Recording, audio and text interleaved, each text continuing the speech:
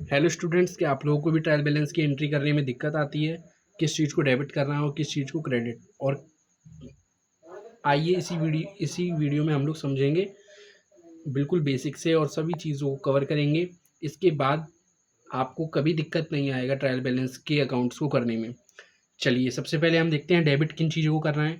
Debit हमें करना है एसेट्स को, यानी बिजनेस में जो भी एसेट्स होते हैं उन्हें हमें डेबिट करना है। और एक्सपेंस यानी कि जो भी बिजनेस के खर्चे होते हैं उन सभी को हमें क्या करना है, ट्रायल बैलेंस में डेबिट साइड लिखना है। और क्रेडिट साइड क्या लिखना है? क्रेडिट साइड हमें लिखना है कैपिटल, बिजनेस में लगाया गया पैसा, बिजनेस की लाइबिलिटी और बिजनेस की रेवेन्यू, यानी कि बिजनेस की जो कमाई होती है उस चीज़ को हमें क्रेडिट करना है। और डेबिट करना है एसेट और एक्सपेंस को। चलिए अब यहाँ पे एक एग्जांपल से समझ लेते हैं। कैश, कैश क्या होता है? कैश एक तरीके का एसेट्स होता है, यानी कि बिजनेस में जो कैश होता है वो एक एसेट्स होता है। तो एसेट किस साइड आएगा? एसेट हमारा डेबिट साइड आएगा।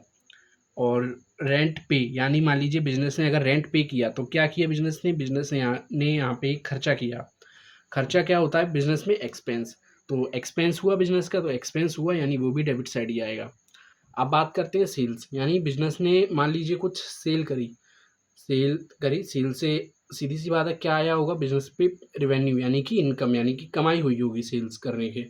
तो सेल्स अकाउंट को क्या करेंगे हम? सेल्स अकाउंट को जैसे देख रहे हैं रेवेन्यू को हम क्रेडिट में है, तो सेल्स अकाउंट को भी हम क्रेडिट साइड लिखेंगे। आइए कैपिटल देखते हैं। कैपिटल, कैपिटल तो यहाँ पे लिखा ही हुआ है, कैपिटल हमेशा क्रेडिट साइड ही आता है। कैपिटल क्या होता है? कैपिटल जो शुरुआती दौर में बिजनेस में लगाया गया पैसा मालिक द्वारा। क्रेडिटर्स, क्रेडिटर्स क्या होते हैं? क्रेडिटर्स यानी बिजनेस को जिन्हें पैसा देना होता है। मान लीजिए पहले कभी बिजनेस ने किन्हीं लोगों से सामान खरीदा उधार पे, अब उन्हें पैसा देना है, तो वो क्रेडिटर्स क्या हो गए? एक तरीके से लाइबिलिटी हो गई बिजनेस की। और लाइबिलिटी कहाँ पे आती है? लाइबिलिटी भी क्रेडिट साइड आती है। मशीन, मशीन क्या होती है बिजनेस में?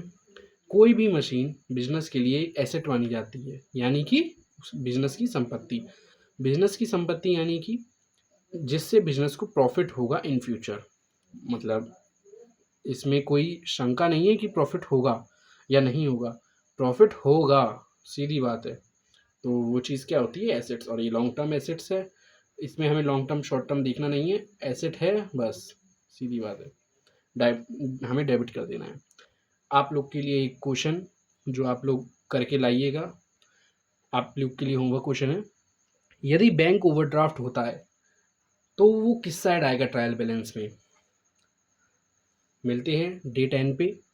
आशा है आप लोग को वीडियो पसंद आया होगा। धन्यवाद।